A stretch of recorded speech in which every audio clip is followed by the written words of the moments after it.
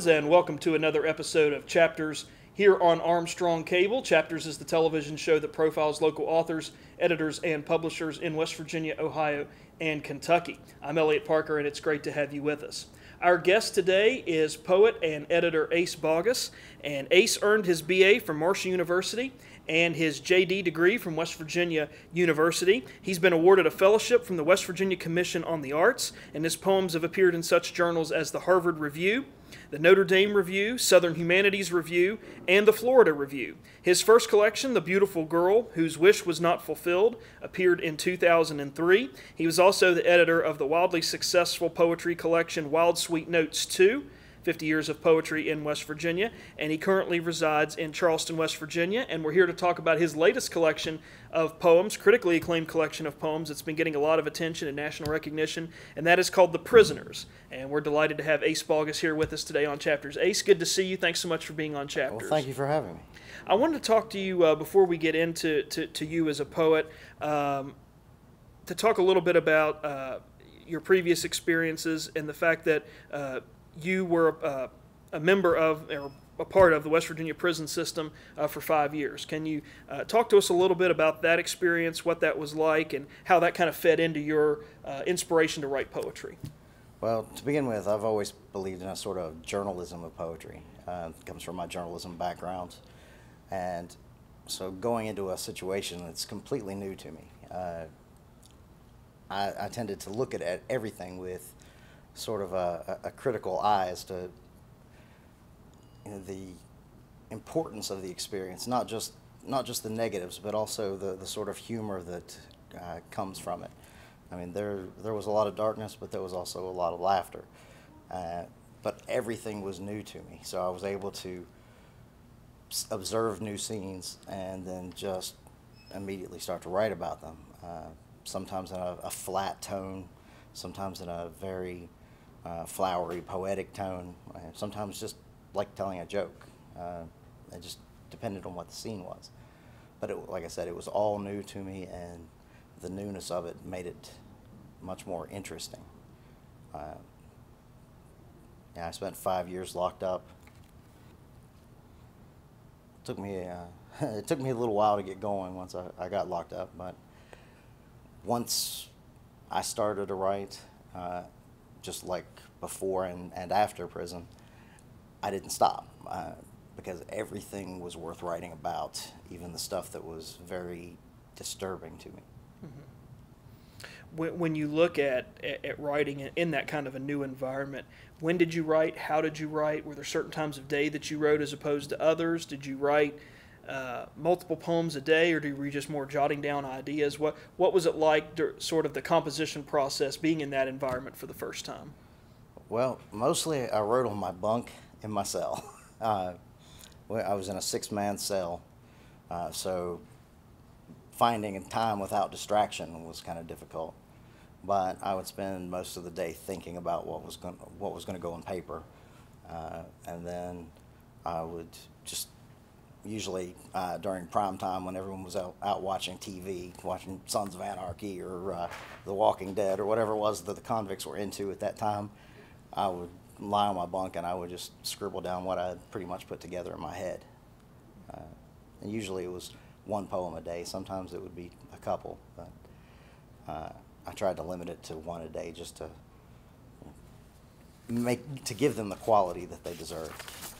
And one of the things that stands out about your newest collection here, the Prisoners, is this is a pretty hefty collection of poems. We see some poetry books are a little smaller. Sometimes we see chapbooks of poetry that are published. 105 pages in this collection. And one of the things that's interesting, and you've touched on this, is sort of some of the themes and some of the sights and sounds of what you experience that emerge here. But you've got it really divided, and you've got the collection divided into 3 sections: Crime and Punishment, Notes from the Underground, and then The Idiot, which I find is interesting. Can you talk to us a little bit about how those 3 sections came about, and at the time of writing these poems or looking back and starting to collect them for this book, were those 3 sections that you had in mind, or did they just kind of fall together after you sat down and looked at the total work in totality? Yeah, well, of course, the 3 titles come from Dostoevsky. Those are all titles of his novels. And Crime and Punishment is I would say, the ultimate story of a person's existential fall from grace. A man commits a crime pretty much just to know that he can do it. And all the torments that he goes through in his own mind and in the world outside, they're beautifully displayed in that novel. And I thought the other two titles just fit the other two sections in keeping with the sort of Dostoevsky theme. As for putting the collection together, I had all this other stuff that I'd written in my life, and of course I didn't have any access to any of it. So I was starting from scratch. I mean, writing the poems, sending the poems out to magazines, getting publications, and so I rather than just picking poems here and there like I normally do when I'm putting together a manuscript, I put everything in the book as I wrote it, and then went back and said, no, that doesn't work, no, that doesn't work, and just switched things around as I went along. That's probably about a third of the poems that I wrote while I was locked up. And eventually they sort of gelled together into one manuscript. It was originally about 80 pages when it was accepted. I added some more. The publisher suggested a few things that shouldn't be in there. They were very thorough in their editorial process and helping me line up just what the best poems were for the book. Yeah, very, very good. And I know that that there's so much in this. There's just so much good content and good themes and good poems in this collection. But we see that there are some themes that emerge. Some themes of loss, some themes of guilt, maybe some themes of blame that pop up there. Are those themes that you found yourself when you were sort of doing the rough draft of these poems that emerge naturally, or did you sort of sit down and think, I'm going to focus on a poem about one of those themes? How did all that transpire in terms of where the thematic inspirations came from for your poems? Well, again, I was telling the story of whatever that particular moment happened to be. And those were the themes that were just naturally associated with it. Because to be locked up is pretty much to be without everything you've ever had. I mean, I lost everything. I had to completely start over. And that's true for so many convicts. They have their wives and their girlfriends and their cars and their houses, and what they haven't lost to their drug habits or lawsuits or whatever else has come their way, they're without just by virtue of being incarcerated. So loss is there.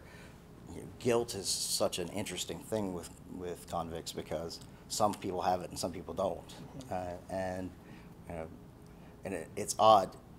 Usually the people who feel it the most aren't the ones that try to use it for their benefit. I mean, they'll often deny it, and yet you can see it and you can hear it when you talk to them. And so whenever I would be writing about a scene with a particular inmate, and I could hear certain tones, and that just came out in my writing. And what's also interesting too, in some of those darker themes, there's even some humor in some of your poems, in which you seem to find something funny or a lighter side of some of those issues that you've been writing about. Can you talk to us a little bit about some of that and how the humor kind of leaks into some of your poems? Well, yeah, if you can't laugh at yourself, especially, you're going to go mad, and that's even more true in prison. But nonetheless, you've still got all these people interacting all the time, and what happens with them is they start to behave like a family, and the dynamic of a family is that somebody's always joking with somebody else, or you're getting into weird conversations that you wouldn't normally have in the outside world. And what I did was I just tried to catch that, what I thought was funny to me, what made me laugh in prison, I tried to put down on paper. Very good, very good. And by the time that you were released, you had a total of 80 poems published and one short story. So you had amassed quite a bit of writing prior to that point. What was it like when you had this collection of poems for the prisoners that we're talking about today? I know that you had that collected in around February of 2012, not long after you'd been released. Did you have in mind an idea of where it could go for publication, or was it just somewhere you just started sending the collection everywhere, or had you tapped into some previous connections, other publishing places and journals and things that you'd used before? How did you go about all of that, and how did you end up with your publisher here for Prisoners? Well, to begin with, February 2012, I was still locked up. That's when I actually sent the manuscript out. Okay. It was about 4 years into development at that point. And what I did was the same thing that I would have done outside, which is I ordered a copy of the various writing markets. You're allowed to have a few books in prison, so I got the writer's market and was just going through looking for the poetry book publishers. Now, the one problem with submitting your work from prison is a lot of places, especially publishers, are using things like Submittable now, or other online submission engines.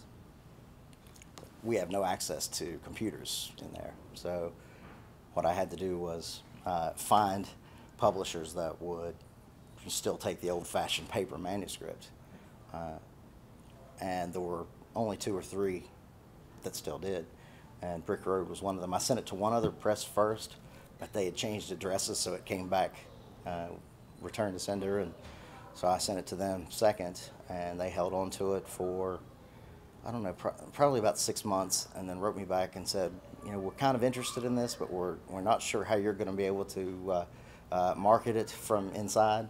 And luckily for me, that was just about 3 months from when I saw the parole board. So I wrote them back, and then when I made parole, I wrote them back and said, okay, on this date, I will be here, so you can write to me here if you're still interested. And the day I made parole, I came home, and there was a letter for me. Great. So I wrote the first poem in the book on my first day in prison, and I got the book accepted on my first day out.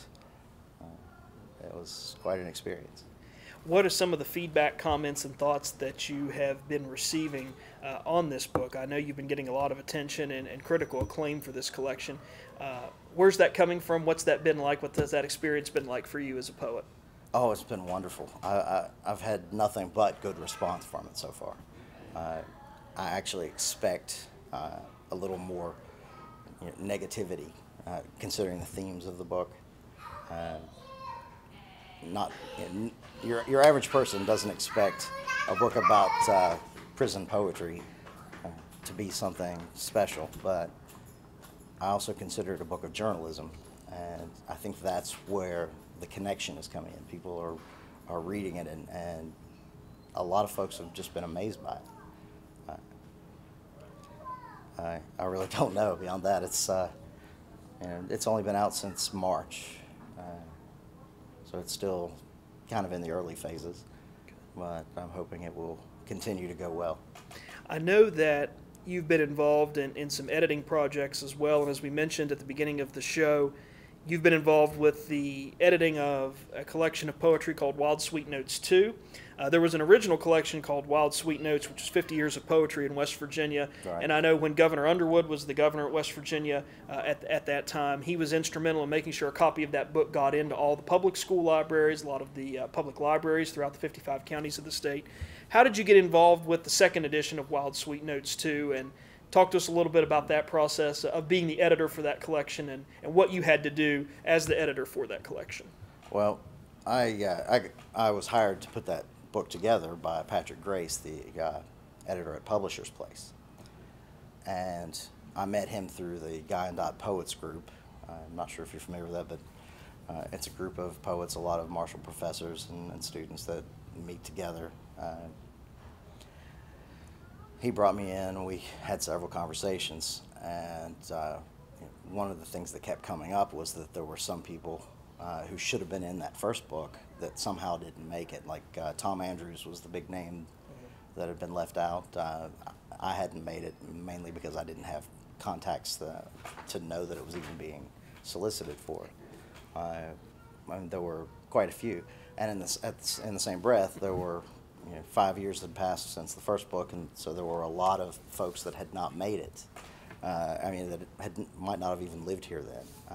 Folks that moved to West Virginia, folks that were just getting into the publishing of their poetry. And so he hired me to put together a volume of poets who weren't in the first book, but all that still had the West Virginia connections. And what I did was I solicited to colleges and West Virginia writers. I put out the word to have other poets pass it along to people they knew that should have been in there. And just over the course of a year, I selected the poetry and pretty much put the book together by hand myself, just so that there weren't any typos or anything like that. I mean, I spent a year caring for it. Mm-hmm. It was quite an experience. I enjoyed it. Good. Are you looking at opportunities to do more editing work like that in the future, or is there any kind of editing projects you're working on currently? Right now I'm finishing up the editing of a novel for a lawyer. I won't mention his name, but that's the sort of work that I'm capable of doing as an ex-convict and poet. People will have me just work on their manuscripts for them, try to mold them into shape a little bit. As a poet and a writer and an editor, who are some poets that have been influential to you, or poets whose work you still look at today for inspiration? Oh, my favorites. Bob Hickok is one of my favorites. My favorite poetry book is actually The Evening Sun from David Lehman, or Lehman, I'm not sure how you pronounce that. Billy Collins, of course.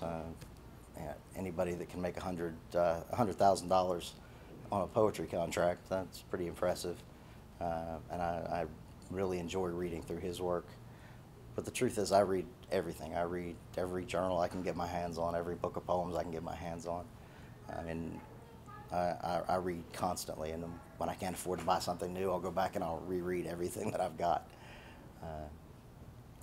My entire poetry shelf has been read probably 3 or 4 times all the way through. Very good.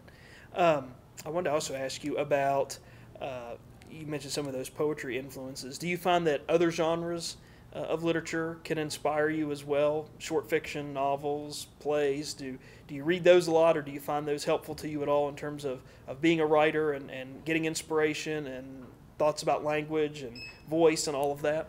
Well, I read a lot of novels. I read some short stories, but the truth is I've always called myself a novelist. That's one of the great existential mysteries of my life, is that for years I would call myself a novelist, and everybody that I knew said I was a poet.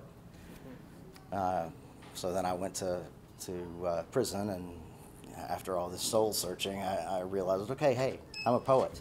And at that point they started calling me a lawyer. So as soon as you find yourself, someone gives you another label and you move in that direction. Well, I hope not. Yeah. It's interesting that you mentioned that you started out as a novelist, or considered yourself a novelist, then became a poet.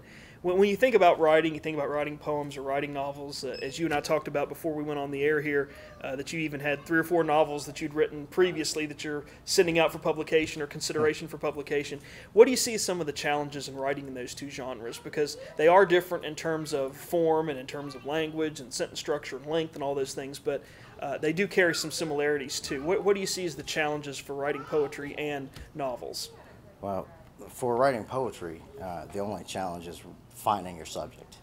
There was an interview with Stephen Dobbins that Rattle did, the magazine Rattle, and he had this quote that I thought was perfect, which was, if I can find a line, I can find a poem. And that's pretty much the way I see it. If I can find just that one little doorway into a poem, I've got it. There's no straining over it, no worrying about it. My mind puts the puzzle together on its own. With the novel, it takes stamina and consistency. I would spend a year writing a novel. I mean, I wrote a lot of novels, and it would tear me up. I mean, by the time I was done, I drained everything I possibly had out of me. I mean, I felt so exhausted when I was finished that it's just 2 different things. And I would write poetry and novels at the same time in order to give me a little more instant gratification, I guess, because I could write these and send them out while the novels were still in whatever phase they happened to be. Very good. That's interesting to see. And to hear you say that you wrote both at the same time, because because they are so different in some ways in terms of the form and the structure, as you talked about. In our closing moments with you, we want to give you an opportunity to read a poem or share one of your poems from your collection, The Prisoners, with our audience. There's so many good poems, and there's so much rich material in this collection. As we mentioned, 105 pages, but I don't think there's any wasted pages or any wasted words in your collection. It's a fantastic collection. So I thought we'd let you pick a poem that you'd like to share with our audience. Tell us a little bit about the poem, if there's any background information that we need to know. We'll sort of set the scene for us, and then we'll turn it over to you and let you read that poem for us. All right, well, I appreciate that. This is a poem about a conversation between two inmates. And the conversation itself was particularly dark, and so I interjected a little bit of humor into it. This is called The Perfect Murder. Gas explosion, says the shorter of the two inmates. Sad smile, greasy Elvis hair, and you can tell he's considered it. Measured the hiss and stink, the spark, though why and for whom he doesn't let slip. Hole in the line, he says, then boom! Burns away all trace. Nothing the other suggests seems as interesting. Car wreck, sleeping pills, several other versions of fire like smaller caliber bullets without the bright and bloody big bang of their betters. Even this back and forth is tense as a Hitchcock film. So I interject. No! The best weapon's still a deadly scorpion. You can't get fingerprints off a deadly scorpion. A setup, waiting for the question. Finally, the taller one gives in. Why can't you get fingerprints off a deadly scorpion? He says. I say, because it doesn't have any fingers. As the hard, embarrassed silence of one and Tommy gun laughs of the other reshuffle their dreadful tarot deck of a dialogue. It's like that scene in Psycho, when you first realize it's Norman Bates wearing his mother's clothes, and you don't know whether to giggle, gasp, or softly readjust your ashen wig as you sink down lower, ever lower, in your seat.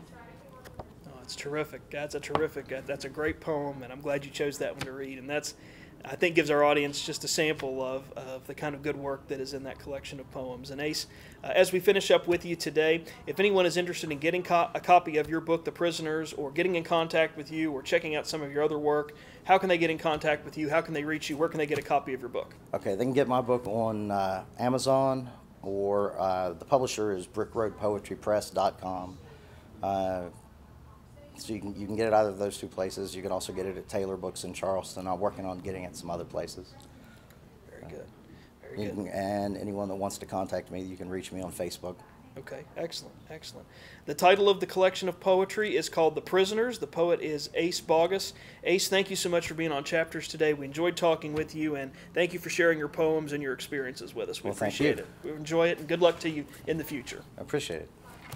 And we also want to take a moment to say thanks to the staff and management at Empire Books and News here at Pullman Square in downtown Huntington for providing our studio taping space today. And we encourage you to stop by Empire Books and News for any reading needs and tastes that you may have. They also have the largest collection of magazines in the tri-state region. So whatever you like to read and whenever you like to read it, stop by and talk to Charlotte and her staff at Empire Books and News at Pullman Square in Huntington, and they'll get you taken care of. And we appreciate them so much for being a sponsor and supporting our show here on Chapters. And if you've got a question, comment, or story suggestion about this Chapters program or another Chapters program you've seen here on Armstrong Cable, we want to hear from you. You can send us an email address to the address that you see right here at the bottom of the screen, lp4@zoominternet.net. That's how you can reach us right here at the show. We appreciate all the feedback that we do get from you, so please keep those emails coming. We do read them. We do take your considerations and thoughts and questions and concerns into consideration as we're planning future programs here on Chapters. So please keep those thoughts coming to lp4@zoominternet.net. And we also want to remind you, if you've missed an episode of Chapters or you want to go back and check out a previous episode of Chapters that is aired here on Armstrong Cable, we have a YouTube page that will allow you to do that. You can simply go to the address that's also appearing here at the bottom of the screen, www.youtube.com/Armstrong1Wire. That's one word, Armstrong One Wire. From there, you can find the Chapters tab and the Chapters page and go back and check out any previous episodes of Chapters. We've got over 9 hours of author, publisher, and editor interviews archived there for you. So if you've missed an episode or you want to go back and see another one for a second or a third or maybe a fourth time, you can check that out at the Armstrong One Wire YouTube page. Just look for the Chapters tab once you get there. And so we appreciate you supporting that. We appreciate a lot of our viewers who have written and commented and told us that they enjoy going back and watching those old episodes and the current episodes as well. So thank you for checking that out. We encourage you to keep doing so as more Chapters programs become available. And that's going to do it for us this time here on Chapters. Please come again next time. And in the meantime, stay tuned to this station for news and views that impact you and your community.